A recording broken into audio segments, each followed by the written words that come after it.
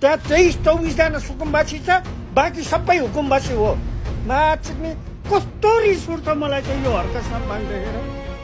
यो मुजी त गुज्रेकै हो, मुजी नै भन्छु म त। यो मुजी गुइठे मुजी, हर्के मुजी, कमसेकम अघि त्यत्रो समाजले भनिरहेछ कस्तो घमण्डी। हे भगवान, साला पहिला बुथ त्यो क्षेत्रमा गएर हुकुमबासी छ, सबै बालमा दिइरहेको सुकुम्बासीहरू हो।